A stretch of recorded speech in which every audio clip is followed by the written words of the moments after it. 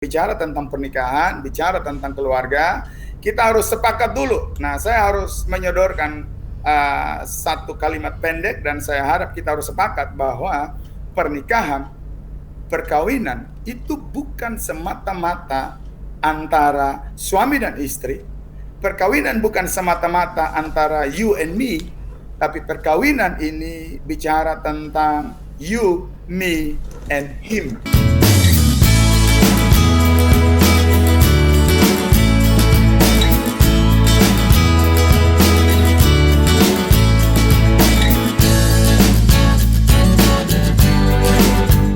Apa sih sebetulnya penjelasan lebih lanjutnya kenapa kok Bro John ini memberikan komen seperti itu? Bisa sharingkan? Ya, Ya. terima kasih Brother Roni untuk kesempatan yang diberikan pada malam hari ini, luar biasa sekali dan saya bergairah sekali untuk bisa berbagi bersama teman-teman yang ada pada kesempatan malam hari ini. Saya akan mencoba menjelaskan beberapa hal terkait dengan tema yang disodorkan atau ditampilkan oleh Brother Roni. Tapi sebelumnya saya mau ajak teman-teman untuk melihat dulu kenapa keluarga itu menjadi begitu penting. Memang benar bahwa setiap orang menginginkan atau bermimpi indah bahkan tentang satu keluarga yang harmonis, yang bahagia. Nah, tentu untuk mencapai kebahagiaan dalam keluarga itu bukan hal yang mudah. Ya, setuju. Juga sebenarnya bukan hal yang sulit-sulit amat sebenarnya. Kalau kita tahu fondasi yang harus kita bangun, kalau kita tahu bagaimana cara yang sesuai dengan yang firman Tuhan katakan buat setiap kita. Nah, sebelumnya saya harus sampaikan dulu ya, keluarga ini adalah bagian penting dan kenapa Tuhan mau memulai dari keluarga. Nah, kalau kita lihat bahwa seluruh Alkitab baik perjanjian lama maupun perjanjian baru ini sebenarnya berbicara tentang keluarga. Kalau kita lihat penciptaan, Allah tidak sedang menciptakan Adam dan Hawa hanya sebatas pribadi lepas pribadi atau personal, tapi Allah sedang menciptakan mereka, create mereka as a family, sebagai keluarga. Nah, ini kita harus tahu. Lalu kemudian di akhir daripada perjanjian lama di kitab Maleakhi itu berbicara juga tentang keluarga. Lalu kita masuk di dalam perjanjian baru, Matius dibuka dengan silsilah keluarga, ditutup dengan Wahyu, itu juga berbicara tentang perkawinan anak domba, berbicara tentang keluarga. Nah, kenapa keluarga ini menjadi bagian yang sangat penting, bahkan menjadi tujuan utama dia create manusia? Ya. Karena dia mau hadirkan the kingdom of God, kerajaan Allah di dalam atau di tengah-tengah keluarga. Nah, bagaimana kita harus memulainya? Bicara tentang pernikahan, bicara tentang keluarga, kita harus sepakat dulu. Nah, saya harus menyodorkan satu kalimat pendek dan saya harap kita harus sepakat bahwa pernikahan, perkawinan itu bukan semata-mata antara suami dan istri. Perkawinan bukan semata-mata antara you and me, tapi perkawinan ini bicara tentang you, me, and him. Oh, oke. Ada 3 pribadi yang harus hadir di dalam sebuah rumah tangga. Kenapa begitu? Kenapa kita harus hadirkan Tuhan di dalam keluarga? Karena Tuhanlah yang punya gagasan tentang keluarga. Yeah. Jadi tidak bisa tidak kita lepas dari Dia. Kita harus libatkan Dia di dalam keluarga. Nah, tema ini ada kaitannya dengan kehadiran Kristus. Kehadiran Tuhan di tengah-tengah keluarga, khususnya keluarga Kristen, ya. Nah, ada banyak orang mencari cara ya untuk menggapai, untuk mencari kebahagiaan. Ya. Tapi saya mau memberikan fondasinya. Ya, boleh-boleh saja misalnya kita temukan cara ini, cara ini, cara ini. Ya. Tapi inilah fondasi. Nah, di atas fondasi inilah kita bangun semua itu. Fondasi yang pertama untuk menuju kebahagiaan keluarga harus dimulai bahwa semua anggota keluarga, istri, suami, dan anak-anak itu harus memulainya dengan kesehatan. Lalu sepikir, seperasaan, dan satu tujuan. Di atas dasar inilah kita membangun. Mulai menyusun, ya, mulai membangun, mulai buat tembok dan tiang-tiang dan pilar-pilar. Nah, ini fondasinya yang harus kita mengerti secara benar. Ya, mungkin ini prolognya, Brother Roni. Nanti bisa kita kupas, kita gali lebih dalam lagi. Oke. Ya, terima kasih nih. Sangat dalam ya. Sebentar ini saya akan jawab dulu dari Risa. Maaf menyela di air live, boleh di save Om Roni? Oh boleh ya. Nanti kita akan save. Lalu kita akan upload di YouTube ya. Upload di YouTube. YouTube-nya nanti channelnya adalah Roni Budiono Ngopi.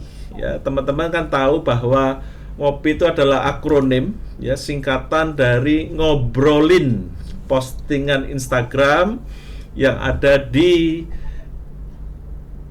inspirasi.hidup bahagia dan di 8 roda kehidupan. Jadi teman-teman yang baru bergabung ya di sini, selamat malam Pak Cifu ya. Tadi Brother John ini mengilustrasikan, namanya aja kan membangun rumah tangga ya, membangun rumah. Nah, bangun rumah itu pasti ada pondasinya. Nah, pengalaman dari Brother John ini ada satu hal yang sangat menarik dan menurut saya ini luar biasa, bahwa pernikahan itu bukan hanya berkaitan you and me, but ada him ya. Ada orang yang ketiga ya. Tapi orang yang ketiga ini bukan yang menghancurkan, tapi justru yang mengokohkan pernikahan ya, mengokohkan rumah tangga. Itu yang menjadi pondasi rumah begitu ya Pak Brother John ya. Benar sekali. Itu yang menjadi pengalaman hidup dari Brother John ini, bahwa awal mula menemukan jodoh ya, menemukan tulang rusuk.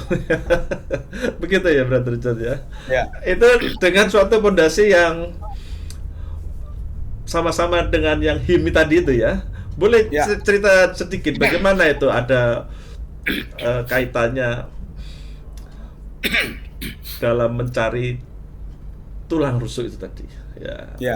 Gimana? Jadi memang sekedar berbagi pengalaman ya. Saya usia rumah tangga 20-an tahun Ya. dan saya menjalaninya dengan cukup berdarah-darah ya. Yes. Untung saja tulangnya belum patah. Bahaya deh Pak patah ya. Ya, cukup berdarah-darah. Iya. Dan saya coba mencari jalan keluar, solusi, tapi semuanya itu berakhir dengan sebuah kehampaan, ya. Nihil, tanpa hasil. Yes. Lalu saya kemudian dalam perenungan saya temukan ini di dalam Filipi 2 ayat yang kedua. Ya. Ya, di situ banyak sekali dijelaskan. Ya, jadi hendaklah kamu dalam hidupmu menaruh perasaan, pikiran, ya, yang terdapat juga di dalam Kristus Yesus. Nah, ini yang tadi saya maksudkan. Jadi saya di sebelah kiri, istri di sebelah kanan, di tengah itu ada Tuhan. Oh. Ya. Kenapa kita perlu menghadirkan Tuhan? Karena tadi saya sudah bilang bahwa Tuhan perlu hadir di dalam keluarga karena Dia yang punya ide bangun keluarga. Ya. Kita tidak punya ide, tidak punya gagasan membentuk keluarga. Dia yang punya ide, gagasan untuk membentuk keluarga. Makanya kita perlu hadirkan Dia. Nah, lalu di mana peranan daripada Tuhan di tengah-tengah keluarga? Nah, Dia hadir dengan pikirannya Dia. Dia hadir dengan rasanya Dia. Dia hadir dengan kehendaknya Dia. Dia hadir dengan tujuan yang luar biasa bagi keluarga yang kita bangun. Lalu bagaimana kita memainkan peranan atau mensinkronkan keberadaan kehadiran Tuhan di tengah-tengah keluarga kita. Nah, saya mungkin ini tangan saya jelas ya. Semoga ya jelas.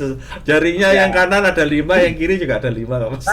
Nah, itu dia takutnya. Iya. Oke.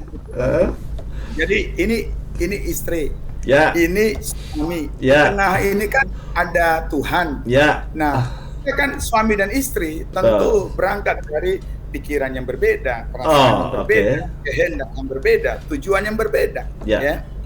Jadi ketika firman Tuhan berkata suami dan istri bukan lagi dua melainkan satu. Ini bukan hanya sekedar berbicara tentang fisik. Ya. Ya, tapi ini ada berbicara tentang satu dimensi yang lain, ya. Apanya yang satu? Ketika firman Tuhan bilang suami dan istri bukan lagi dua tetapi satu. Apanya yang satu? Pikirannya yang satu, kehendaknya yang satu, perasaan yang satu, tujuan yang satu. Walaupun kita berangkat dari pikiran yang berbeda, rasa yang berbeda, tujuan yang berbeda, kehendak yang berbeda. Lalu bagaimana kita bisa menyatukan? Soalnya ini kan berbeda nih dua-dua. Betul. Mau menyatukan gimana? Gitu. Karena seringkali kita terperangkap dengan wejangan-wejangan dari teman-teman di luar sana, bahwa kita harus menyenangkan istri, kita harus mengerti rasanya dia, kita harus bisa ikut pikirannya dia. Sebenarnya ini cukup berbahaya statement ini kalau memang dinalari secara salah dan keliru. Ini akan berakibat fatal. Harusnya pikiran kita, pikiran istri dan suami itu harus digiring kepada pikiran Kristus. Nah, jadi pikiran saya, pikiran istri. Ya bagaimana bisa ketemu nih? Pikiran saya harus dirapatkan ke tengah sampai selaras dengan pikiran Kristus. Pikiran suami harus juga dirapatkan ke tengah sampai selaras dengan pikiran Kristus. Begitu kedua pikiran ini ketemu, bukan pikiran kita lagi yang muncul di situ, bukan perasaan kita lagi yang muncul di situ, tapi perasaan Kristus yang muncul bagi kehidupan. Sebab kalau kita bergerak dengan pikiran kita, tidak mungkin akan ketemu dengan pikiran istri, karena istri akan berpikir berbeda dengan apa yang dipikirkan oleh suami. Tapi ketika kita merapatkan apa yang kita pikirkan, kita selaraskan apa yang kita pikirkan, kita tune pada frekuensi yang sama dengan apa yang Kristus pikir bagi kita, tercipta, pasti kebahagiaan akan terlahir di situ. Luar biasa. Jadi Brother John, ini ada yang sebelum dilanjut ya Brother John, ada yang bertanya ini. Tadi kan Brother John sudah melangkah ke bagaimana proses pernikahan itu sudah dibawa di dalam kehidupan sehari-hari begitu ya, setelah perjanjian di gereja, yang dua menjadi satu dan seterusnya. Tapi ini agak mundur dikit Brother John, karena ada teman yang di Semarang ini bertanya ya, bagaimana kita tahu jodoh itu dari Tuhan atau bukan? Itu pertanyaannya Brother John. Oh ini Pak Yan juga sudah hadir ya, mungkin juga bisa join, gabung, bertanya, saran, masukan, dan silakan komentar apa saja. Jadi itu tadi Brother John, prosesnya sebelum di perjanjian nikah yang kudus di gereja, kan ada memang proses mencari tulang rusuk itu tadi. Nah, memang kan banyak itu yang galau ya, dilema. Sebenarnya yang menjadi pasangan hidup saya ini dari Tuhan atau bukan? Nah, bagaimana menurut Brother John? Ya, bagi saya ya, secara pribadi ini memang satu pertanyaan yang klasik, tapi memang sekaligus gampang-gampang susah untuk dijawab. Kenapa saya bilang begitu? Karena sepanjang kita ada di dalam keterbukaan, maka kita akan bisa tahu ya, ini datang dari Tuhan atau bukan. Masalahnya kemudian begini, Brother Roni, kita sering terantuk di dalam kepura-puraan. Oke. Waktu misalnya kita pacaran, ya, waktu kita membangun hubungan awal, semua yang dikeluarin kan yang bagus-bagus semua kan, manis-manis semua, sopan-sopan semua. Waduh, kayak sepertinya malaikat pun tidak mampu menyaingi si pria ini. Ya, padahal kita makanya kita sering tersandung di dalam kepura-puraan itu. Jadi sebenarnya begini, waktu membuktikan, dan semua akan teruji kok, gitu. Nah, kalau memang ini pengalaman saya. Saya juga waktu awal itu nggak yakin kalau istri yang sah yang sekarang saya dampingi sudah 20-an tahun ini. Saya juga nggak yakin kalau masa sih dia ini menjadi ini yang datang dari Tuhan. Dia mau kayak begini, kalau puannya kayak begini gitu, nggak berubah-ubah gitu ya. Ya, akhirnya kita juga jadi ragu gitu. Tapi kemudian saya ketemu dengan satu situasi, dan memang ini pengalaman pribadi yang memang tidak mungkin saya lupakan. Pada suatu siang itu di tengah kegalutan dan kegalauan yang luar biasa pada waktu itu, saya waktu itu sempat berpikir untuk mau tinggalin rumah. Karena memang sudah tidak ada lagi kecocokan. Nah, ini memang kalau ketiadaan kecocokan itu memang celah bagi iblis untuk langsung divorce gitu ya. Orang akan Nikah karena cocok, begitu tidak cocok ya sudah, pisah saja. Cerai bukan jalan keluar yang terbaik. Ya. Nah, jadi saya balik lagi ya, dalam kegalauan situasi yang sedang saya hadapi pada waktu itu, saya bertanya-tanya ya, sampai kapan saya harus bertahan seperti ini? Saya juga capek, gitu ya. Lalu kemudian suara itu audible sekali datang buat saya pada siang itu. Suara itu berkata begini, John, saya memang tempatkan Lilis, istri saya namanya Lilis. Ya, saya tempatkan dia di sampingmu. Cuman untuk satu tujuan, saya mau kamu diubahkan duluan. Oke. Wow, cuman kan nyakitin saya kan. Waktu itu saya bertanya, enak di dia, nggak enak di saya. Ya. Ya, saya harus berubah sementara dia terus memelihara kebiasaan yang masih begitu-begitu terus dibawa dari kemarin-kemarin gitu. Ya, tapi kemudian suara itu terus begitu kuat, lalu saya berserah. Saya bilang kalau memang ini maunya Tuhan, saya yang harus dipulihkan dulu karena Tuhan punya rencana yang luar biasa atas kehidupan saya. Oke, ini aku, mulailah dari saya. Nah, ini butuh sebuah pengertian dan sebuah kesadaran yang benar. Gitu. Nah, saya mulai membangunnya itu dengan tujuan karena memang begini, Allah punya tujuan sebab dia bikin keluarga bukan tanpa tujuan. Dia tidak tiba-tiba bangun pagi-pagi, misalnya kalau dia manusia bangun pagi-pagi lalu, oh yuk bikin keluarga yuk, saya bikin keluarga John Elim. Tidak seperti itu. Ini ada di dalam satu skenario Allah yang luar biasa, ada di dalam tujuan yang luar biasa. Dan saya mau kasih diri saya untuk bergerak dan berjalan di dalam tujuannya dia. Sampai tujuannya dia itu tergenapi di dalam keluarga saya. Akhirnya saya memilih untuk berserah. Nah, ini harus dimengerti, Sepanjang kita tidak mengerti rancangan Tuhan bagi keluarga, yaitu dia mau hadirkan, yang tadi saya bilang di awal, bahwa dia mau hadirkan, dia rindu sekali hadirkan kerajaan sorga di dalam keluarga. Dan kalau kita tidak siap, kita tidak memiliki ketersediaan hati dan pikiran yang cukup untuk menampung tujuan dia, maka kita akan gagal, sebagai keluarga akan gagal di dalam perjalanan kehidupan keluarga kita. Sebab kita tahu bahwa firman Tuhan berkata di dalam Yohanes 8 ayat 44 itu, di situ dikatakan bahwa iblis itu adalah pembunuh manusia sejak semula. Ya. Dia bukan saja membunuh manusia seperti yang tadi saya bilang as a person, pribadi lepas pribadi, tapi dia sedang membunuh, dia sedang mengincar keluarga. Adam dan Hawa itu jatuh di dalam dosa, tidak sekedar sebagai pribadi, tapi mereka gagal sebagai keluarga. Ya. Nah, ini yang mau dibangun oleh Tuhan di dalam kehidupan keluarga kita. Dan dia mau meletakkan dasar yang benar, dimulai dari kesehatan, sepikir, serasa, satu tujuan.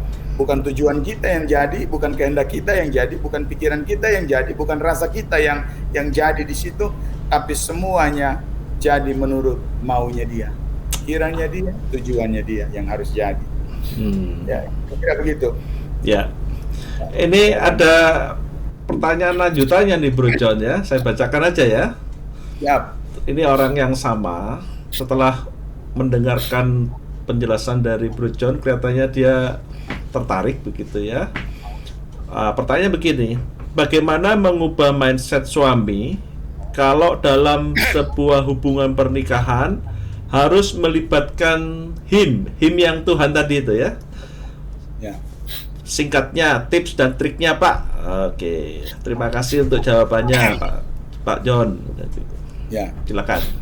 Ya, sebenarnya rahasianya sebenarnya sederhana sekali, ada di dalam Yohanes 15 ayat yang ke-4 atau ke-5 ya, kalau saya tidak salah, mungkin bisa dicatat dan bisa dicari di situ. Di situ dikatakan bahwa di luar aku kamu tidak dapat berbuat apa-apa. Tinggallah di dalam aku dan aku di dalam kamu akan berbuah lebat. Artinya begini, ya sebenarnya untuk merubah mindset sebenarnya sederhana sekali, cukup tinggal di dalam Tuhan. Maka kita akan tinggal di dalam Dia. Sebenarnya gini, kita sedang menyelaraskan pikiran kita, yang tadi saya bilang, menyelaraskan pikiran kita dengan pikiran Tuhan. Salah satu langkah-langkah sederhana ya yang mau saya bagikan pada malam hari ini atas pertanyaan yang disampaikan tadi. Caranya begini, yang pertama, baca, renungkan, dengar, pikirkan firman Tuhan. Oke. Sebab kenapa kita perlu baca dan renungkan firman Tuhan? Sebab pikiran Tuhan ada di dalam firman itu. Jadi ketika kita baca dan renungkan firman, itu yang tadi saya bilang, kita sedang tune pikiran kita pada frekuensi yang sama dengan pikiran Tuhan. Ya. Nah, dengan sendirinya pasti pikiran kita itu akan mengalami perubahan. Perubahan mindset pasti terjadi. Ya. Selaraskan saja dengan pikiran Tuhan. Ketika kita baca firman Tuhan, renungkan firman Tuhan, automatically berjalannya waktu tanpa kita sadari, ya, caranya simple. Ya. Pasti akan terjadi perubahan. Ini saya soalnya buktinya, ya. Saya coba jalan dengan apa yang saya pikirkan. Saya mencoba untuk berusaha untuk merubah mindset saya. Selalu gagal, fail. Tapi ketika saya memulai membangun satu kehidupan yang benar, membaca, mendengar, merenungkan, memikirkan, dan percaya akan setiap firman yang saya baca, ternyata saya ketemu, kok mulai selaras ya pikiran saya dengan pikiran Tuhan ya. Ya. Jadi gini, ketika saya tersakiti misalnya oleh sikap ya, istri misalnya, kok pikiran Tuhan misalnya begini, ampuni. Nah, akhirnya mulai ampuni. Gitu. Nah, ini contoh sederhananya. Itu nggak gampang ya, Brother John ya? Oh, nggak gampang. Ya, nggak gampang. Ya, permasalahan yang paling besar, kesulitan terbesar adalah ego. Ego ya. Ya, ini ego, ini berbahaya sekali. Makanya di dalam Filipi 2 itu bacaan selanjutnya, di situ kita lihat keteladanan daripada Tuhan kita Yesus Kristus. Dia merendahkan diri, ya, mengambil rupa sebagai manusia, dia lepasin semua, ya. Lalu dia menjadi sama dengan manusia. Ini bicara tentang apa? Ini dia sedang lepasin egonya dia semua. Ya, sepanjang kita, ya. Nah, ego ini terbangun dari mana? Ego ini terjadi karena ada keselarasan pikiran kita dengan pikiran Kristus. Itu yang tadi saya bilang, kita tidak lagi berpikir menurut maunya kita, tapi kita sudah mulai berpindah dari cara pikir kita kepada cara pikir Tuhan. Nah, ini penting sekali. Karena gini, kita ini kan, saya tidak bisa sangkali juga bahwa ini kan masih daging kan, Bro Ron. Betul. Ini bukan besi. Kalau besi mah dihantam begitu kan udah nggak kerasa kan. Ya, tapi ini kan dicubit kan masih rasa kan. Artinya ya rasa kita ini akan tercabik-cabik di situ. Apalagi udah menyentuh ego, udah menyentuh yang paling mahal dari yang kita punya, itu adalah harga diri. Udah nyentuh di situ, udah kesenggol di bagian itu. Aduh, ini kan susah kan. Ya. Tapi begitu kita mengalami perubahan di dalam mindset kita karena terjadi keselarasan pikiran kita dengan pikiran Kristus, kita akan gampang melihat dan berespon dan bertindak benar terhadap sebuah situasi dan kondisi yang terjadi di depan kita. Kita melihat misalnya kelemahan, saya melihat misalnya kelemahan istri saya, ya. Saya melihat kelemahan istri saya, itu saya seperti begini, seperti Tuhan melihat kelemahan saya. Nah, ya, pada posisi ini saya akan sulit sekali menyalahkan, gitu. Sebab gini, kalau kita tidak ada pada kondisi ini, maka kecenderungannya adalah begini: kita akan gampang tuduh pasangan kita akan gampang menyalahkan pasangan kita. Ya, pokoknya semua hal, segala sesuatu yang tidak cocok dengan maunya kita, yang tidak cocok dengan pikirannya kita, pasti kita akan uring-uringan, pasti kita akan buat perhitungan dengan pasangan kita. Ya. Wow. Tapi ketika ini terjadi di dalam kehidupan kita, maka kita akan melihat sebuah keadaan itu berbeda. Ya. Yang tadinya gini, kita punya alasan untuk marah, kita punya alasan untuk bentak-bentak, kita punya alasan untuk lari pergi keluar dari rumah. Ya, tapi tidak demikian karena telah terjadi perubahan.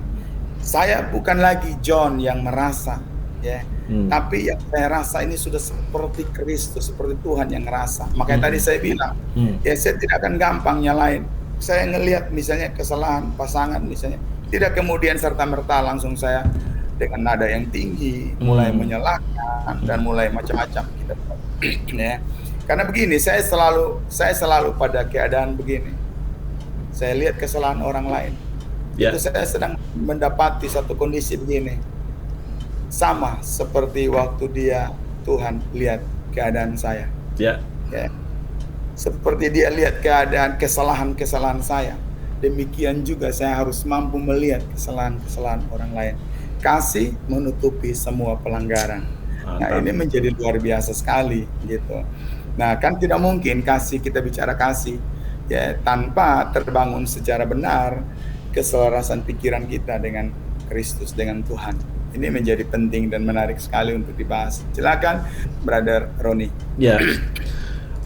Apakah pemikiran yang selaras dengan Tuhan itu dimiliki oleh Brother John juga dimiliki oleh istri awalnya?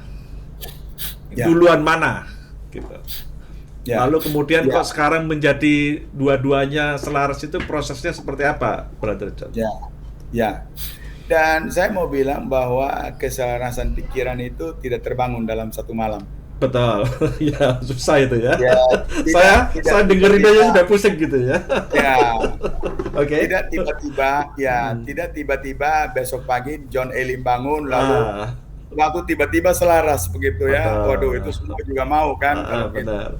Nah, ini terbangun dan ini dilatih tiap-tiap hari. Dibangun dan terlatih setiap hari. Oke. Ya, dibangun tiap hari dan memang ini jujur dimulai dari saya duluan. Ya. Saya contohkan misalnya begini ya, karena firman Tuhan bilang begini di dalam bagian firman Tuhan, saya lupa tapi teman-teman bisa cari ya di Bible.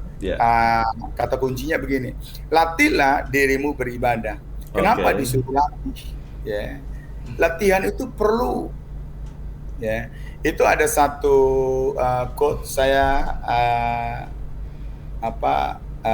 lupa ingat, dia bilang begini. Nah, kalau tidak salah praktis atau latihan itu membuat kamu benar. Ya. Practice make perfect. Practice make perfect. Ya, kurang lebih segitu. Ya. Latihan membuat kita sempurna ya. Ya, bukan practice make me atau make us perfect ya, tapi ada satu bagian ya. Di dalam latihan itu ada bagian penting. Karena banyak orang latihan tapi toh tidak memberikan hasil yang sempurna kan. Ya. Nah, kesempurnaan hasil dari sebuah latihan itu lahir karena ada repetisi. Ya, ada pengulangan. Di situ. Ya, makanya kita harus membangunnya tiap-tiap hari. Jangan nyerah, seperti kita nge-gym kan. Kalau kita nge-gym itu kan nggak mungkin kan kita nge-gym satu kali, misalnya datang di tempat gym, kita angkat kan, lalu kita mengharapkan otot kita besar, kan nggak mungkin. Ya, ini harus perlu repetisi. Harus diulang. Nah, repetisi ini yang bikin kita perfect itu. Gitu. Dan ini kita bangun tiap-tiap hari ya. Jadi jangan berpikir bahwa ini yang bicara ini udah sempurna. Tidak juga. Saya bangun berdarah-darah dan saya mau terus kerjakan bagian saya. Begitu. Ini penting sekali. Sebab begini. Nah, kenapa kita kemudian gagal dan menyerah? Karena kita tidak suka dengan yang namanya repetisi. Kenapa kita tidak suka dengan repetisi atau pengulangan? Karena capek. Ya. Beban itu kalau diangkat sekali itu masih nggak kerasa, tapi udah mulai pengulangan 20 kali mulai kerasa tuh, otot-otot mulai pegal, ya, mulai sakit. Lalu kemudian kita akan cenderung memilih untuk meletakkan beban itu dan tidak mau lagi melakukannya. Nah, ketika kita stop di situ, kita tidak mungkin akan menggapai yang namanya happiness. Ya, ini yang harus kita kerjakan. Jadi jangan menyerah, tetap semangat, kerjakan bagian kita. Kenapa saya bilang semangat? Ya, karena kita sedang ada di dalam tujuannya Dia. Ya, Tuhan tidak pernah meninggalkan, melepaskan, membiarkan kita sendiri. Saya mau bilang buat teman-teman pada kesempatan sore atau malam hari ini bahwa Dia selalu hadir untuk melengkapi kita, menguatkan kita untuk terus berjalan di dalam tujuannya Dia, sampai tujuannya Dia benar-benar tergenapi di dalam keluarga kita. Jangan menyerah, jangan hands up, jangan give up. Oke. Yang ganggu si iblis ya, John ya, dalam proses melakukan Oh repetisi. ya, ya, Ya. ya. Benar. Pengalamannya bagaimana caranya untuk bisa menang terhadap Ya, serangan-serangan iblis itu? ya. Ini menarik sekali memang Ya. ya. Iblis itu kan dia selalu sebenarnya gini kalau kita mau cermati, dan memang ini hasil dari pencermatan saya, ini hasil dari analisa saya, hasil dari saya melihat, mengevaluasi selama ini. Sebenarnya cara kerja iblis itu dari dulu sampai sekarang itu masih dalam pola yang sama. Ya. Ya, dia akan tidak akan pernah tinggal diam ya. Ketika kita bergerak maju, ketika kita mau tinggal dan sungguh-sungguh di dalam Tuhan, oh dia tidak akan pernah tinggal diam. Dia akan terus ganggu. Apalagi soal keluarga. Ya. Makanya firman Tuhan bilang kan dia akan terus datang untuk berusaha. Firman Tuhan dalam Yohanes 10 ayat yang ke-10 kalau tidak salah dikatakan bahwa pencuri ini adalah iblis ya. Dia datang untuk mencuri, membunuh dan membinasakan, membunuh keluarga, membunuh masa depan keluarga. Ya. Caranya bagaimana? Dia tidak datang dengan pisau, teman-teman. Dia tidak datang dengan golok, dia tidak datang dengan gergaji. Ya, tapi dia datang dengan pola yang dari dulu sama. Polanya apa yang dia sodorkan buat setiap kita. Nah, dia selalu memainkan memori di dalam pikiran kita. Oke. Ya. Begini, saya mau bilang. Kesalahan istri atau kesalahan pasangan teman-teman 10 tahun yang lalu itu akan ditarik keluar dari memori. Ya.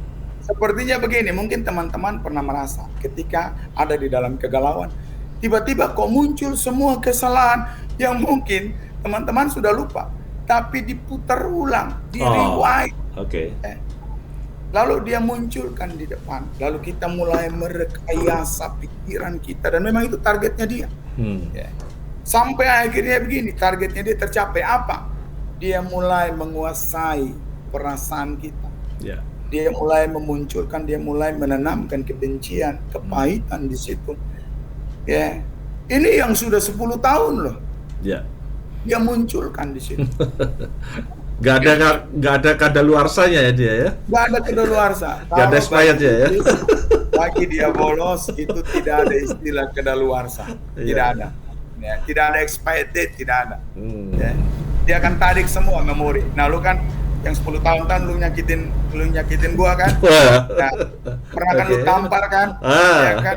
Lu lemparin kan? Nah, ini yang dibangkitkan semua, ini yang ditarik keluar semua. Memori-memori yang puluhan tahun bahkan. Ini ditarik keluar semua lalu disodorkan. Lalu kita tanpa menyadari karena tidak punya kekuatan, kita mulai mengunyah, meresapinya, masuk di sini, tinggal di sini. Tanpa kita sadari, mulai muncul yang namanya kepahitan. Kepahitan itu bukan hanya sekedar muncul, dia berakar. Nah, kalau sudah berakar, itu mau cabut, waduh, itu kasih karunia deh. Percaya deh teman-teman. Ya, percaya deh teman-teman. Itu siasat daripada iblis menyerang keluarga. Ya, sedikit saja ada kesalahan pasangan, dia akan ungkit yang lalu-lalu. Nah, cara mensiasati dia, ini pengalaman saya pribadi. Nah, ini penting ya, teman-teman. Ini pengalaman pribadi, bukan teori ya. Sudah teruji. Gimana cara mengatasinya? Tadi gimana, Pak John? Ya, saya terus gini, yang harus teman-teman perhatikan ya, bahwa ini yang saya bangun tiap-tiap hari. Saya bangun satu kehidupan begini. Saya bangun kehidupan membaca, mendengar, merenungkan, memikirkan firman itu tiap-tiap hari. Bahkan saya mau bilang begini, teman-teman, ya, ini tidak ada rekayasa di sini. Ini bukan untuk sok-sokan, bukan ya. Tapi di kamar mandi pun, ketika saya mandi atau bahkan ketika saya mungkin lagi BAB, maaf teman-teman, itu sepertinya pikiran saya ini penuh dengan firman. Saya terus merenungkan. Nah, ketika kita merenungkan, pikiran kita penuh dengan firman, apa yang terjadi kemudian? Space untuk yang jahat itu masuk itu semakin kecil.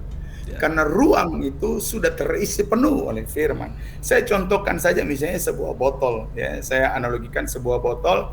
Kalau misalnya diisi dengan pasir ya sampai penuh. Ya. Itu mau ditaruh apa lagi di dalam?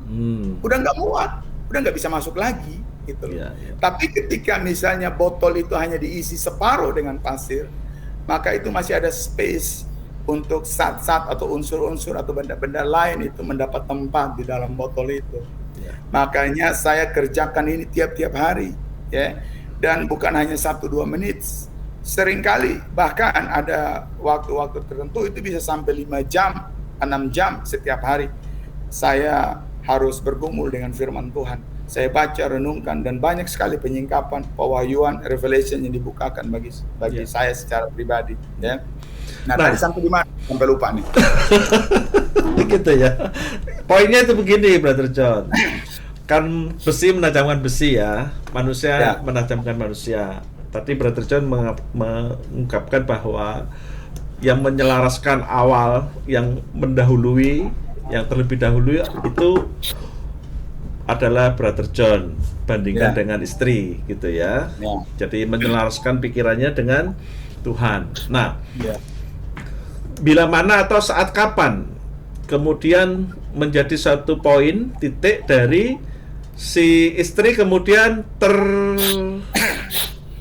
terbawa juga, sehingga si istri juga memiliki pikiran yang juga selaras dengan Tuhan. Nah, ini kan penting ini ya. Jadi kalau mamanya yang selaras cuma pikirannya satu saja, entah itu suami atau istri, kan berat. Ya. Tapi kalau dua-duanya, wah itu luar biasa. Gimana pengalamannya, Brother John? Saya mau nyapa dulu nih ya. Ada C Siska ini. Kok C lagi ya? Maaf ya. Pak Diki ya, Pak Made. Oke, tadi ini Brother John mengungkapkan bahwa membangun rumah tangga yang harmonis itu tidak lepas dari kata, saya ambil sedikit, itu adalah rumah. Nah, rumah itu kan punya pondasi. Nah, pondasi yang harus dimiliki itu adalah pernikahan itu bukan antara you and me only ya, tapi ada melibatkan orang yang ketiga. Orang ketiga itu adalah Him, yaitu Tuhan. Jadi buatlah pondasi di rumah tangga Anda itu dengan melibatkan Tuhan di dalamnya. Nah, lalu masing-masing suami dan istri menselaraskan pikirannya kepada apa yang dipikirkan oleh Tuhan. Tujuannya Tuhan begitu ya.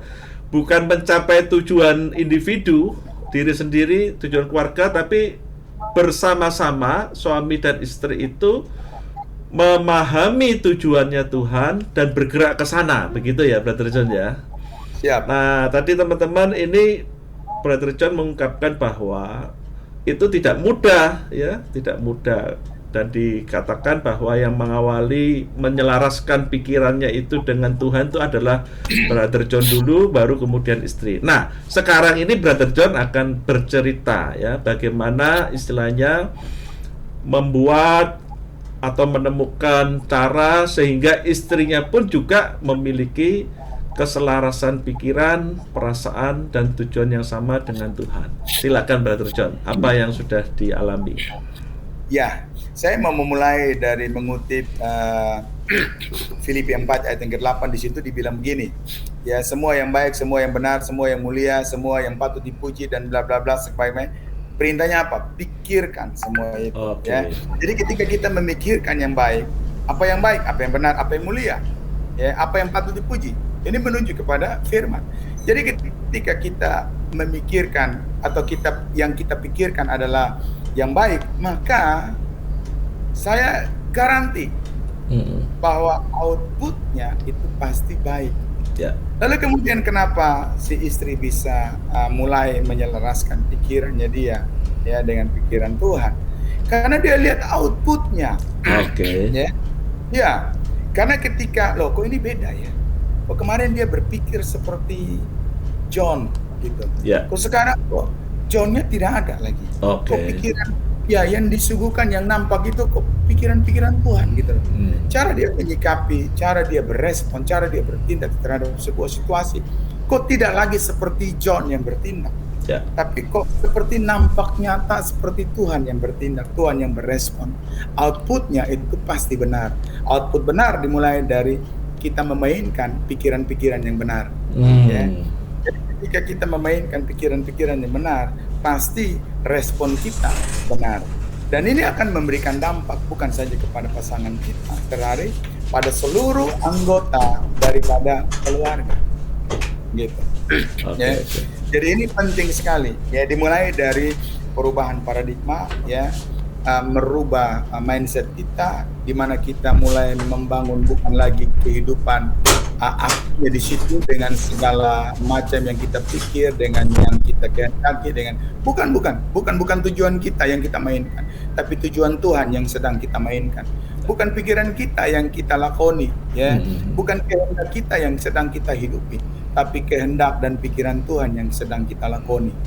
Ya, dan kita mulai terus memainkan pikiran kita kepada hal-hal yang benar, lalu kemudian kita menghasilkan output yang benar. Output ini terlihat dari bagaimana kita berespon benar terhadap situasi, bagaimana kita bertindak benar, bagaimana kita memutuskan benar, lalu kemudian ini akan berdampak kepada pasangan dan keluarga. Oke, mantap. Jadi teman-teman, ini Brother John memberikan garansi kalau pikirannya itu diselaraskan dengan Tuhan, dengan merenungkan firman-Nya setiap hari, bahkan setiap saat, dikatakan tadi ya, digambarkan bahwa cepat lambat akan ada perubahan di dalam tingkah laku begitu ya. Ada outputnya yang terlihat bedanya dengan jelas, before afternya begitu ya Brother John ya. Sehingga itu sedikit banyak ya kemudian mempengaruhi pasangan, kemudian ikut juga berubah. Ini menarik ini ya. Apa yang perubahan yang signifikan yang dilihat oleh istri saat itu, Brother John? Ya, yang tadi saya bilang ya, outputnya ya, outputnya itu dalam bentuk ya, output itu dalam bentuk begini. Ketika saya berespon terhadap sebuah situasi, ya, yang sebelumnya itu kalau misalnya situasinya A, contoh, ya itu John Elim yang berespon, ya dengan berangkat dari pikirannya dia, dari kehendak, dari apa yang dia rasa, ya. Jadi ketika misalnya saya tersakiti oleh pasangan, maka saya akan berespon sesuai dengan apa yang saya rasa. Misalnya marah, tersinggung begitu ya? Ya, benar. Saya udah uring-uringan, waduh, pokoknya udah membuat itu. Oke. Lalu kok sekarang ini? Nah, itu dia. Ya, ini yang bedanya di situ. Jadi ketika saya dihadapkan dengan sebuah situasi yang harusnya saya mainkan perasaan saya, ya, tapi tidak saya mainkan perasaan saya. Ya. Ditekan ya? Ada perasaan yang harusnya saya berpikir sebagai John, nah itu tidak saya ambil. Ya. Saya berpikir, memang makanya saya bilang ini begitu saya bicara seperti ini kan kok enak sekali ya, gampang sekali. Benar. Sepertinya ini bermain retorika belaka ini ya. Ya, tapi apa yang saya sampaikan ini adalah realita, dan ini adalah kehidupan perjalanan keluarga saya, dan ini adalah pengalaman pribadi saya, gitu loh. Nah, ini saya tadi bilang bahwa saya tidak bangun dalam satu hari atau dalam satu malam, tidak jadi dalam satu malam seperti orang bermimpi. Tapi saya bangun ini dan terus melatihnya tiap-tiap hari. Yang tadinya begini, saya capek, tapi sekarang keletihan itu mulai berkurang. Berkurang, dan persentase pengurangannya itu tajam sekali. Ya, kalau dulu tuh hampir setiap hari itu bawaannya nafsu, sekarang lebih anteng, lebih enak, lebih ringan dijalani. Kenapa? Karena saya tune pada frekuensi yang sama, pikiran kita, perasaan kita, kehendak dan tujuan kita dengan Tuhan. Itu rahasianya sebenarnya. Ya, jadi mau apa saja ya, bukan hanya dalam keluarga ya. Kenapa orang terjadi separate? Kenapa orang terjadi perpisahan? Mungkin bukan hanya dalam keluarga, tapi misalnya dalam kongsian, misalnya kerjaan, bisnis. Banyak orang pisah kongsi. Kenapa ini terjadi? Karena sudah tidak lagi sehati. Karena itu sudah tidak lagi sepikir ya. Nah, pemicu dari perpicahan atau perceraian atau apalah yang semua yang negatif, perkelahian, semua ya, pemicunya, triggernya ini ya. Tidak ada lagi kesehatan sepikir, satu rasa ya. dan satu tujuan. Orang pecah kongsi karena sudah tidak lagi satu tujuan. Ya, ini sebenarnya simpel sekali sih sebenarnya. Cuman masalahnya begini, ini bukan soal bisa atau tidak. Ini soal mau atau tidak. Oke. Nah, kekuatannya itu dapatnya dari mana itu? Kan tadi kan sempat katakan letih, lelah gitu ya, tapi tetap juga dijalani, tetap tegar, sehingga endingnya sampai saat ini yang awalnya pahit sekarang kan berubah menjadi manis. Nah, teman-teman yang mendengar ini pasti juga pengen tahu itu, kok bisa kuat gitu, kekuatannya seperti apa, lalu trik-trik tipsnya supaya yang marah nggak jadi, jengkel nggak jadi itu bagaimana caranya? Ngemut permen kah atau apa gitu ya enggak? Kalau mau marah ngemut permen bisa gitu atau gimana Pak Brother John? Ya, memang saya tidak membangun semuanya ini dengan kekuatan saya sendiri ya. Betul. Karena saya mau bilang bahwa as a human being, sebagai manusia, semua manusia itu ada di dalam satu kata yang namanya limitasi. Ya. Manusia punya keterbatasan, ya. Nah, dia yang tidak terbatas itu yang memenuhi segala keterbatasan kita. Ya. Waktu kita terbatas, dia yang tidak terbatas mengambil alih semua keterbatasan kita. Ya. Makanya tadi saya bilang di awal bahwa Firman Tuhan berkata di dalam Yohanes 15 itu, di luar aku kamu tidak dapat berbuat apa-apa. Pesannya begini, jangan pernah coba-coba bangun keluarga, teman-teman, dengan mengandalkan kekuatan sendiri. Saya mau bilang, berdarah-darah, babak belur, ICU pasti tempatnya. Karena pasti akan saling baku hajar di situ kan. Baku hajar. Gitu kan, ya. Tempatnya ICU. Ya, istri akan tonjok suami, suami akan tonjok. Kita nggak bisa andalkan kekuatan kita. Kita harus sadar ini dulu, kita harus sadar status kita dan posisi kita. Kita harus sepakat dan kita harus sadar bahwa kita manusia memiliki limitasi, keterbatasan. Kasih kita terbatas, setia kita terbatas, ketaatan kita terbatas, penundukan diri kita terbatas, semuanya ada limitasi. Nah, izinkan dia yang tidak terbatas itu berkuasa atas kita yang terbatas. Ya, itu luar biasa. Itulah yang mengapa tadi di awal Brother John mengatakan itu ya, ketika membentuk sebuah rumah tangga, jadi saya ingat me and you and him gitu ya. Itu memang awalan yang harus dipahami secara benar ya. Dan itu yang akan memberikan kekuatan ketika mengarungi samudra. Saya katakan samudra ini kan, kalau di samudra itu kan banyak tantangannya ya, ada ombak, angin begitu ya, angin ribut dan seterusnya. Kapal bahtera rumah tangga ini tetap bisa jalan karena melibatkan yang tak terbatas itu di dalam keterbatasan kita, begitu ya Pak John. Oke, teman-teman ya, jangan segan untuk bertanya. Mumpung di sini Brother John sudah melewati masa-masa bagaimana dia membangun rumah tangganya, sehingga sekarang Brother John ini di usia pernikahan yang ke berapa ya Brother John? 26 tahun. Halo Brother Bills, wah ini saya ada rekan Bills ya, Sabil ini 26 tahun pernikahannya Brother John. Sabil ini mungkin umurnya belum 26 tahun. Tapi saya mau bilang ini, saya setelah ya Brother Tony. Gimana? Ya tadi kan sempat disinggung bahwa kita harus sepakat dulu dan kita harus sadar bahwa rumah tangga ini pernikahan atau perkawinan ini kan tadi sudah sempat disinggung dan sudah diulang oleh Pak Roni, bahwa ini bukan tentang you and me, bukan tentang suami dan istri, tapi ini bicara tentang you, me, and him. Tapi jangan artikan him ini atau her ini ya, dia ini pihak ketiga, lalu kemudian terjadi ada kekisruan dalam rumah tangga, lalu cari pihak ketiga yang tidak bertanggung jawab di luar sana. Bukan itu maksudnya. Tapi pihak ketiga yang hadir itu adalah Tuhan, gitu ya. Jadi ketika kita sadar, terbangun secara benar, sebuah kesadaran yang benar bahwa rumah tangga itu ada Tuhan di dalam, maka ketika kita ada kerikil-kerikil atau terjadi kekisruan dalam rumah tangga, kita akan pasti ingat ada Dia. Iya, iya. Gitu. Yang Ada menenangkan ya.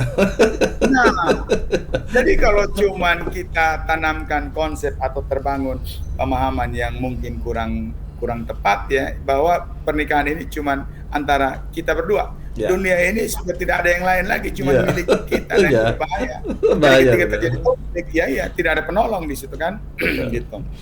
Nah, ada bagian lain yang harus dimainkan secara benar atau diperankan secara benar oleh pasangan kita, dalam hal ini istri. Ya. Ya. Nah, istri harus berfungsi atau berperan secara benar juga di dalam keluarga. Ya. Ya, istri harus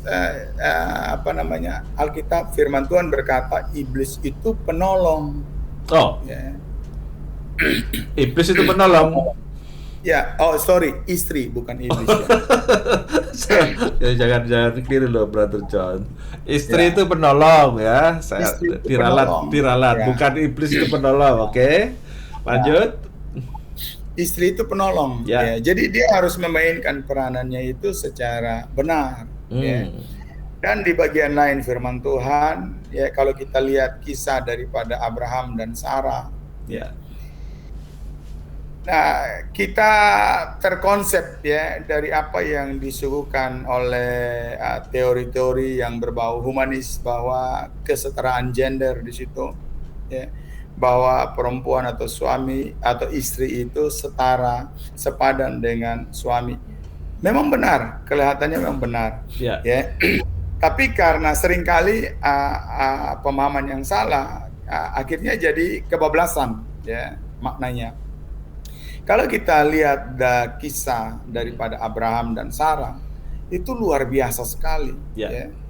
Di mana Sarah, sang istri, itu menyebut Abraham, sang suami, dengan sebutan apa? Tuan. Oke. Ya. Tuan. Apa maksudnya?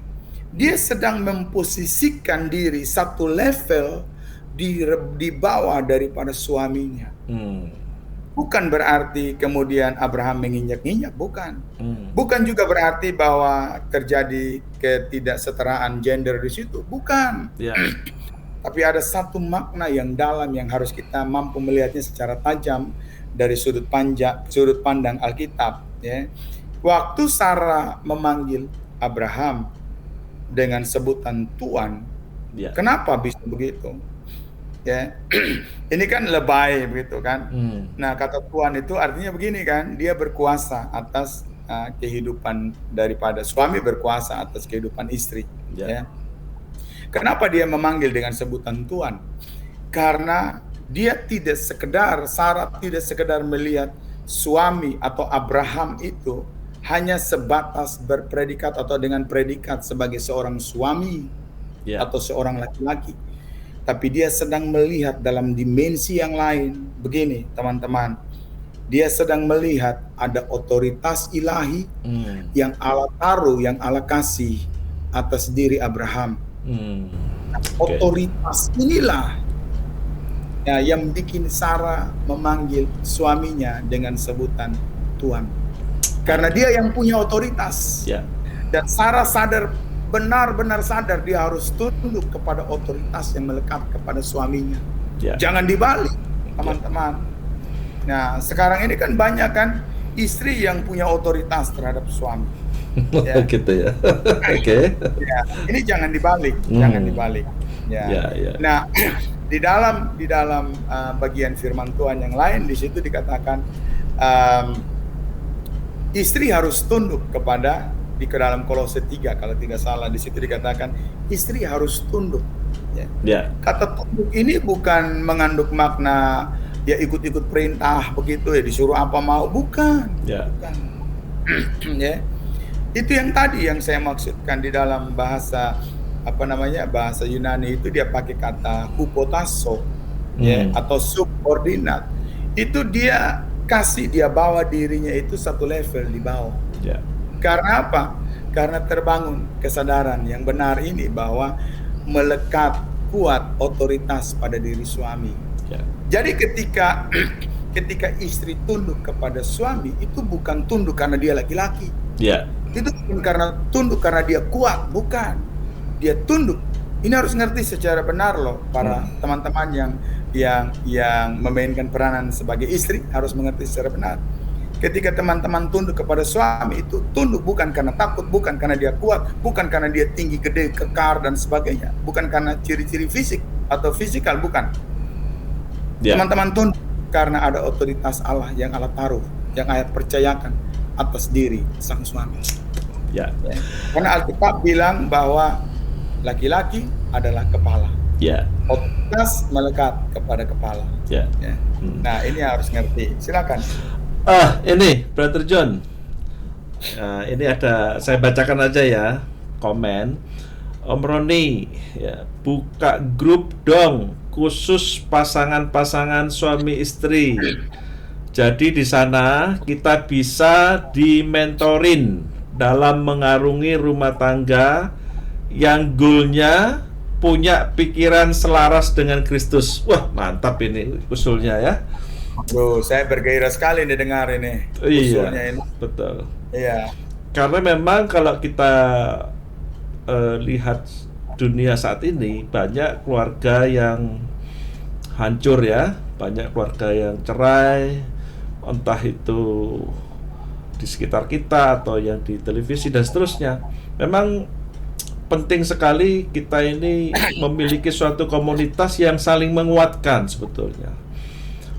Saya tadi sempat ingat ya ketika Brother John ini menjelaskan bahwa yang dikatakan perceraian. Nah, ini mungkin bisa dijelaskan ini Brother John, bahwa perceraian dini itu sebetulnya bukan di pengadilan ya.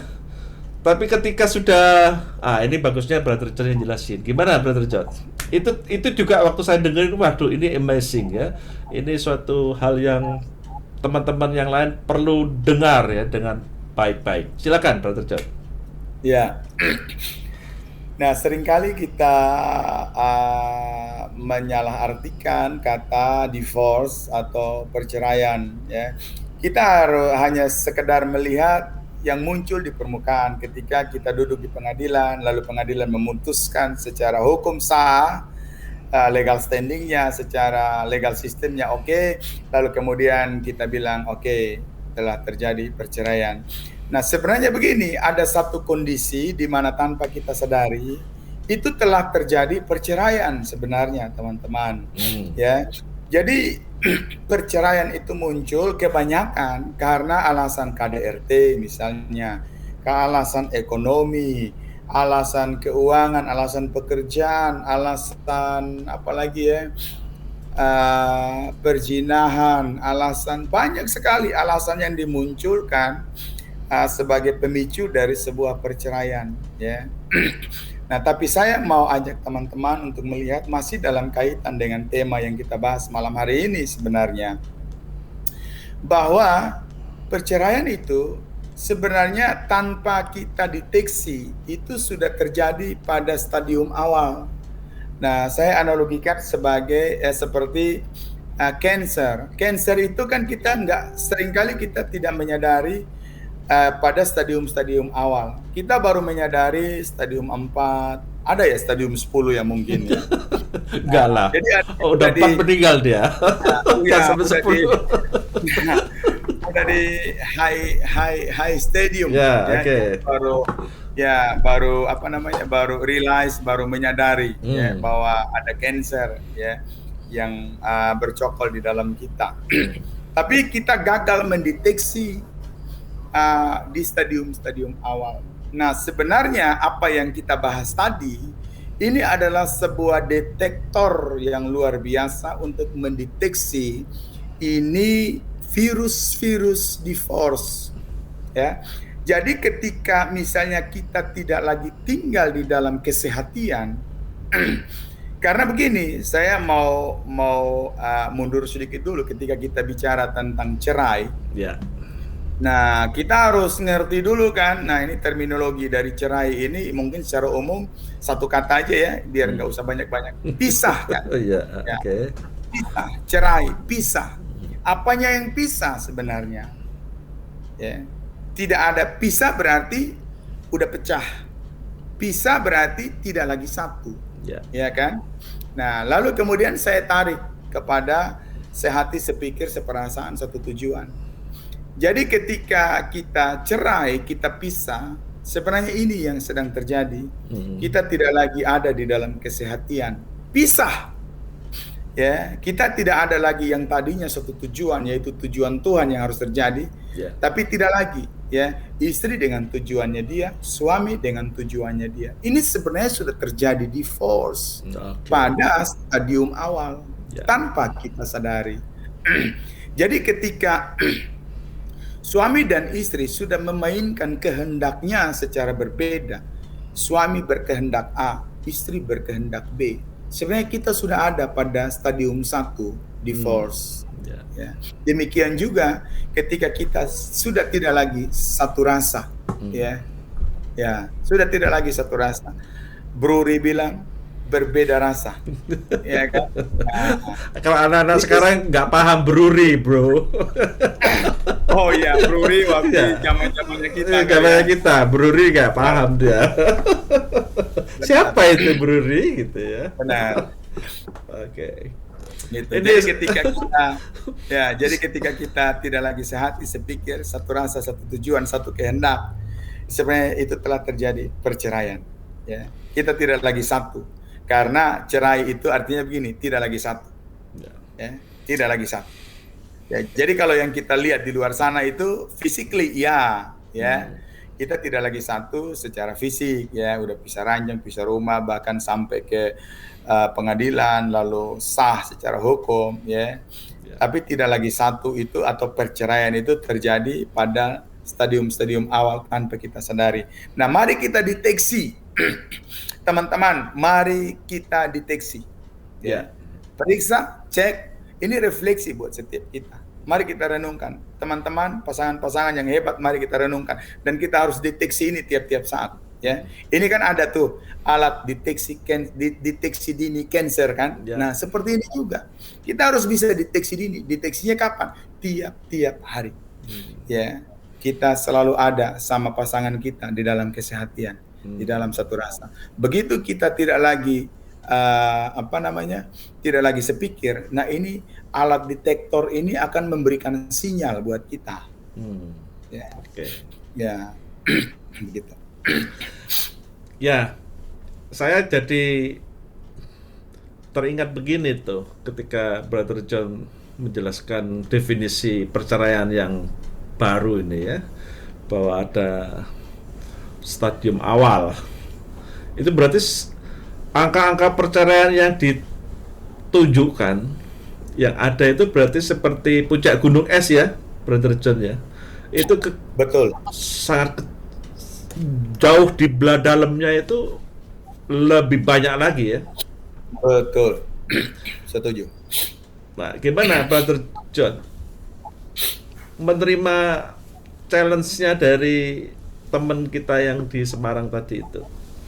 Buka grup, buka grup untuk pasangan. Oh ya, waduh, exciting Pak Roni. Ya. Kayak saya sangat bergairah karena begini, saya hanya mau berbagi. Jadi gini, kita diberkati untuk memberkati. Ya, saya berangkat dari pengalaman yang luar biasa. Lalu bagaimana Tuhan pulihkan. Nah, saya juga rindu pemulihan itu terjadi bagi setiap keluarga.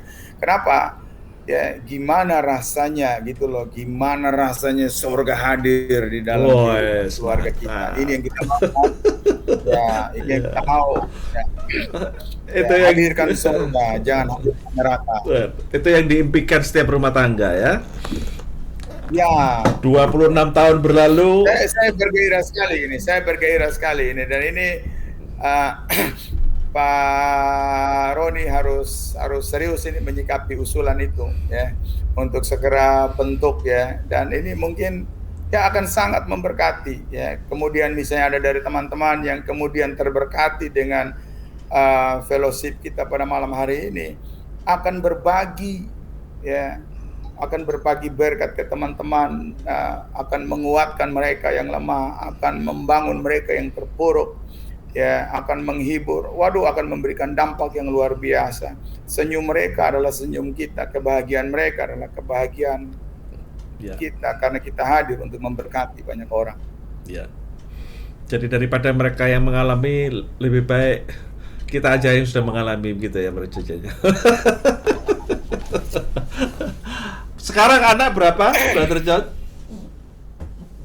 Saya 4, laki semua, dan saya bersyukur, ya, anak-anak saya ini, ya, saya lihat teman-teman, saya lihat keluarga-keluarga di luar sana. Saya tidak sedang mau bikin sebuah komparasi, tapi saya melihat, saya sangat bersyukur bahwa anak-anak saya ini terkontrol dengan baik, ya. Saya melihat banyak sekali keluarga di luar sana yang anak-anaknya hidup secara wild, secara liar di luar sana. Bahkan mereka tidak respect terhadap orang tua mereka, kehilangan figur papa, kehilangan figur orang tua. Ya, saya sampai saat ini anak laki-laki, saya mungkin dengan sedikit bangga dan mungkin, ya, sedikit aja, just a little boleh, ya. Boleh. Saya pride, ya, saya bangga, ya, sedikit bercampur sombong lah mungkin, ya, tidak apa-apa teman-teman, ya. Saya punya 4 laki, saya punya 4 laki. Sebelum saya cerita tentang saya punya 4 laki, saya punya teman dekat sekali, dia punya 2 anak cewek yang remaja, yang sudah dewasa. Itu ogah mau dipeluk sama papa kandungnya.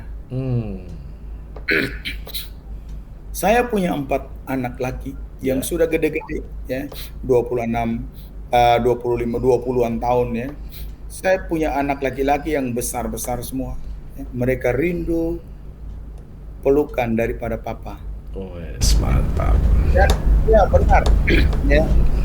Itu malah kalau yang bungsu itu, ya, ini dia lagi di Surabaya nih. Ya. Kalau yang bungsu itu, dia kalau tiap malam mau tidur, hampir tiap malam mau tidur, dia mesti minta dipeluk dulu.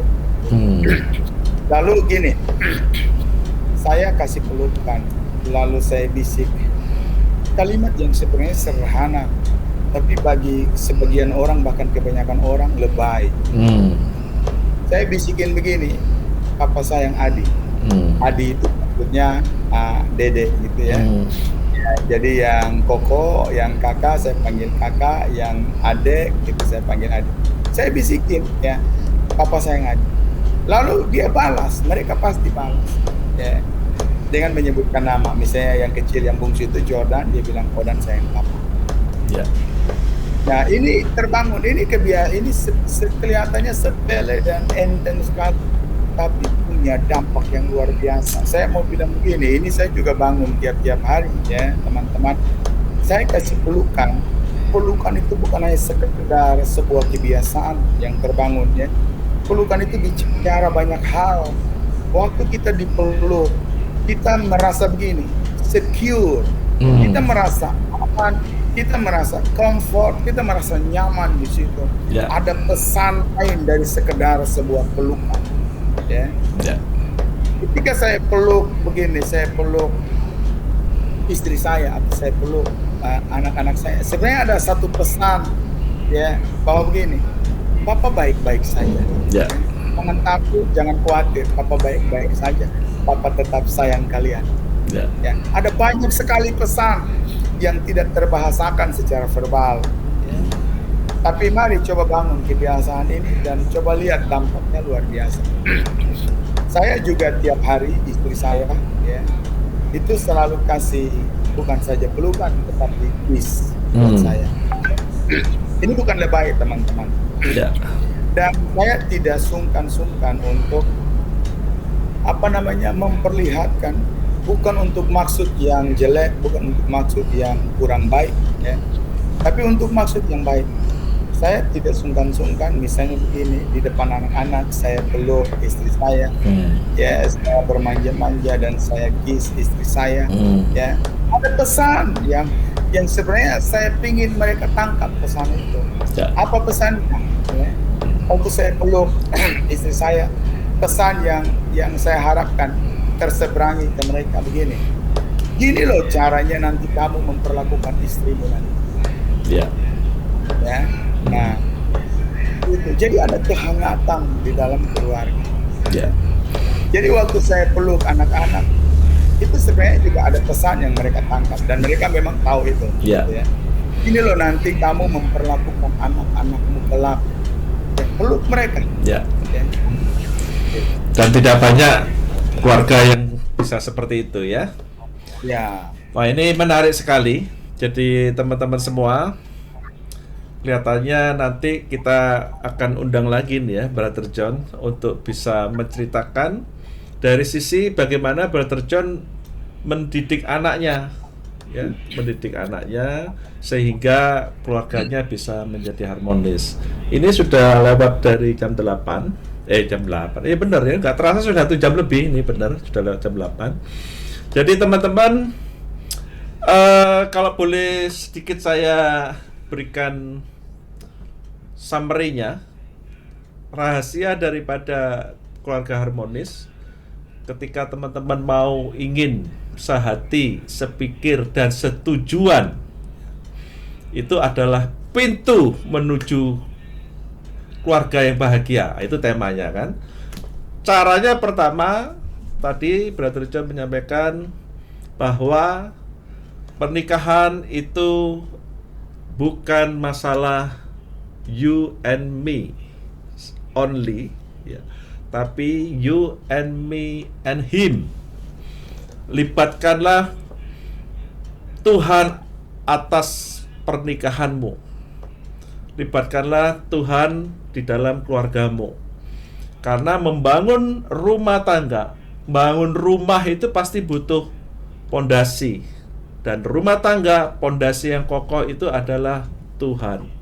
Nah, untuk itulah ketika mengarungi samudra, bahtera keluarga ini harus dipimpin ya oleh Tuhan menuju tujuannya. Bukan tujuan si suami, ya, tangannya saya juga kelihatannya seperti Pak John tadi nyampaikannya.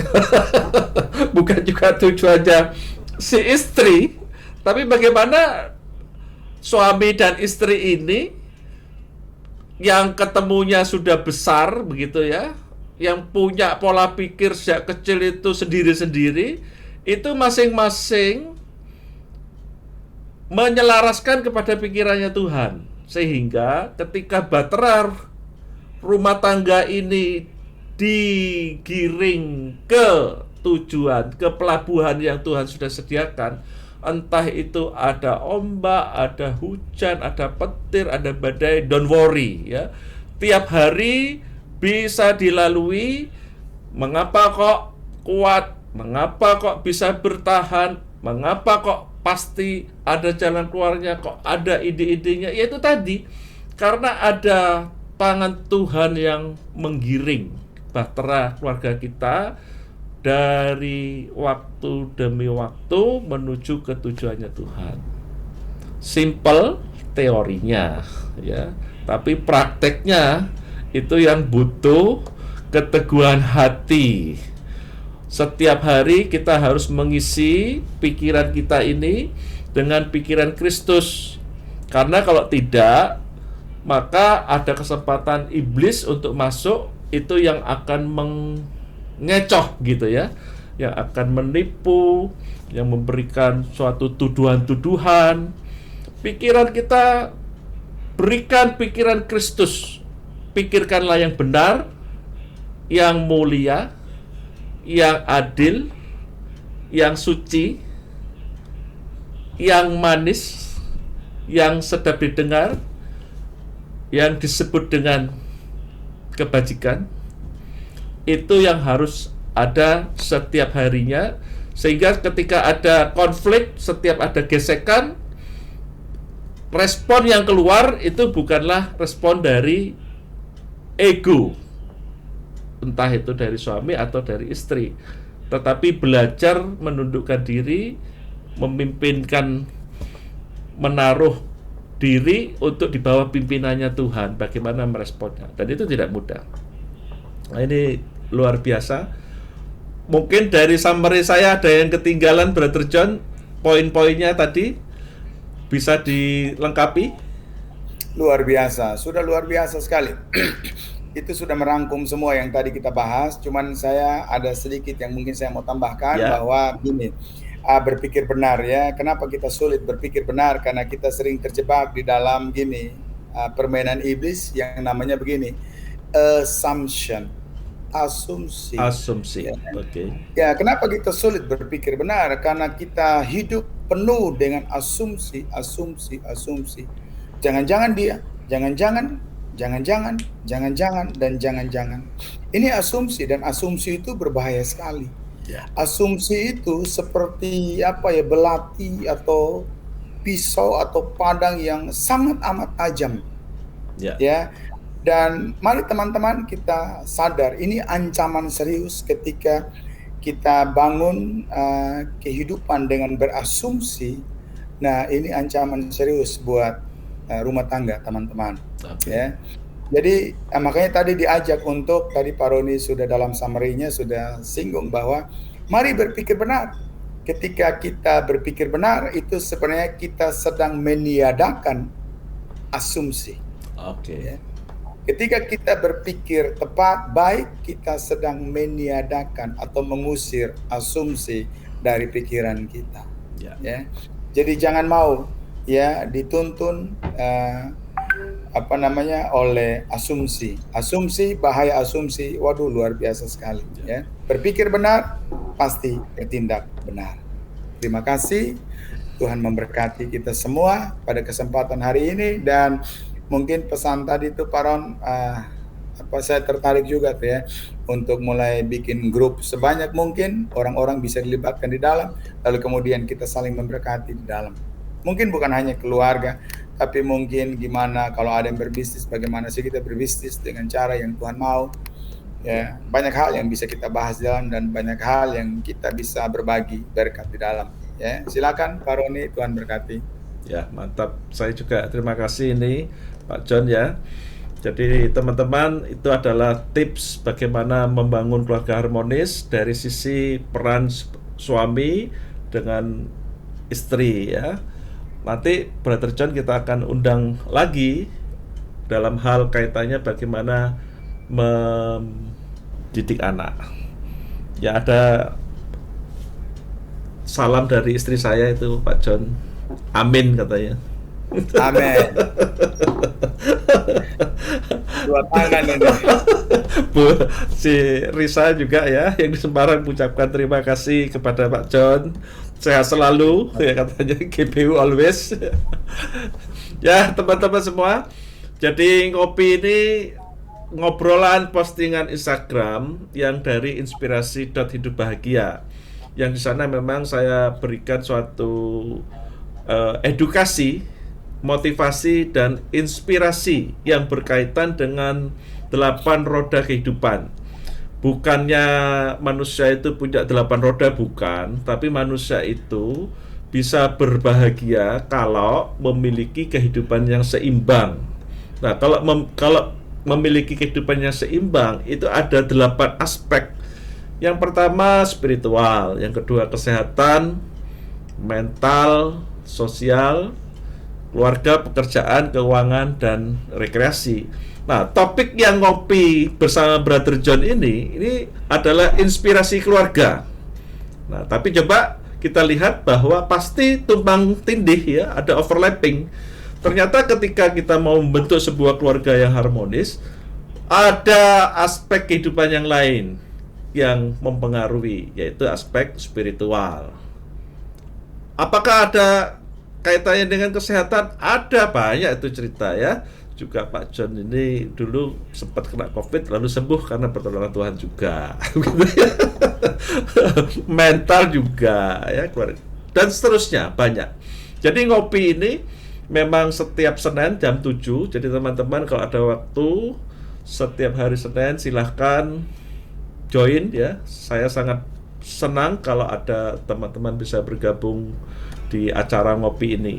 2 minggu yang lalu kita bicara mengenai inspirasi mental, ya. Bagaimana merubah pola pikir pesimis menjadi optimis. Minggu yang lalu itu adalah inspirasi rekreasi. Bagaimana caranya mengelola stres dan menghasilkan uang di masa pandemi. Nah, sekarang ini yang sesi inspirasi keluarga. Bagaimana dengan minggu depan? Minggu depan, hari Senin, kita akan bicara mengenai inspirasi kesehatan. Ya, bersama dengan siapa? Bersama dengan owner Pola Makan ID yang namanya Rafa Nathanael.